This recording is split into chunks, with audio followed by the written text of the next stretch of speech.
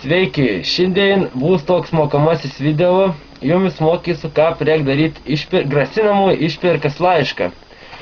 Tai pirmiausia, jums reiks pirštinių, kad neliktų iki ant spaudų, nieko, kad neliktų visišką. Taip, po to reiks, aišku, popieriaus lapą, kad tu darysi išpirks laišką. Aišku, kiek žinot, išpirks laišką geriausiai daryti iš laikraščių iškarpų. Aišku, aš visko nes jau pasiruošęs, iš anksto turiu. Jums reiks pincetą ir reiks klijų, be abejo. Klijų. Pirmiausia, išpirkas laiškį turėtų būti nurodyta suma, kiek jūs norit. Aš pasirinkau paprastą 99 milijonus. Kadangi čia parodomasis video, aš jau esu biškis įsiklijavęs, tai va, dabar prikliausiam. Taip, aha, gerai. 99 milijonus, tarkim, ne? Antra, kadangi ir išpirkas laiškas, bet mums turbūt ir grasinamas. Grasinimo reikia pasirinkti paprastus žodžius. Aš pasirinkti paprastas žodį pizdėt. Jeigu nesmokės, tai bus pizdėt. Taip.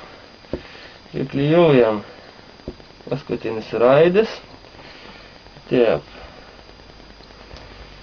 Taip, biškai aš pincet nesinai, bet tas ir nesvarbu. Gerai. Ir, aišku, turbūt tradicinė frazė laiške. Tai yra frazė jokių mentų.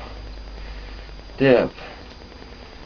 Nes, aišku, 90% neklausa, bet gal pasiseks įsteigti. Tom reikia paprasčiausiai naudoti viskas. Taip, priklijuokime, ne? Visio. Vis laiškas. Dabar, kaip matot, laiškas jau yra pas mūnis baigts. Matot, ne? Puikus laiškiuks. Jums dabar reiks voką. Voką reiks šitą. Aišku, viską darykit su pirštinėm, kad niekas jūsų nepamatytų. Ir perlink laišką. Dėdi į voką. Ir beliek tik išsiųsti.